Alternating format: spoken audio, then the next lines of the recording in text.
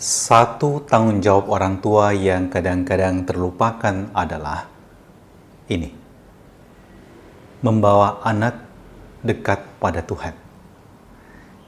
Orang tua seringkali berpikir bahwa dengan memberikan pendidikan yang baik itu cukup, memberikan kebutuhan sandang, papan dan pangan kepada anak itu cukup, atau memberikan fasilitas-fasilitas yang mereka butuhkan itu cukup. Semua itu belum cukup tanpa hal yang saya sebutkan tadi, bahwa mereka dekat dengan Tuhan, bukan hanya mengenal Tuhan, tapi kemudian dekat dengan Tuhan. Anak-anak yang dekat dengan Tuhan akan memiliki hati dan pikiran yang jauh lebih terbuka untuk Anda bentuk.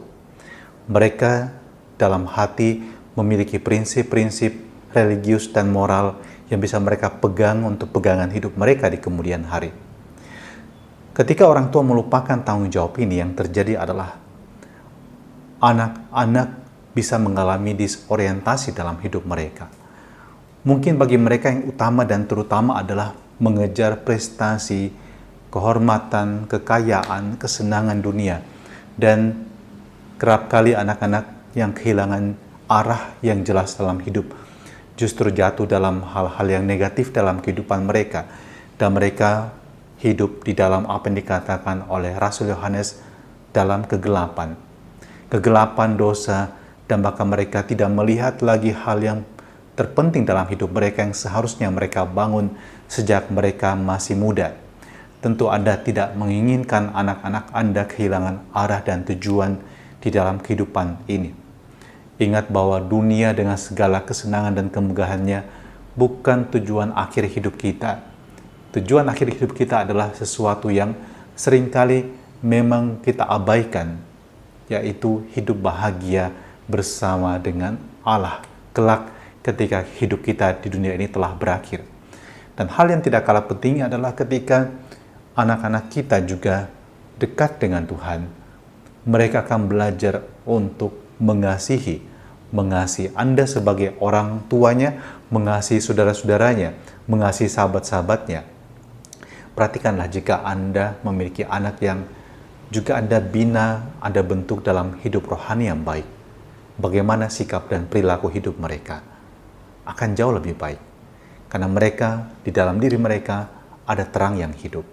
Dan ini juga yang dikatakan oleh Rasul Yohanes dalam suratnya, kalau kita berada dalam terang, tidak akan ada penyesatan.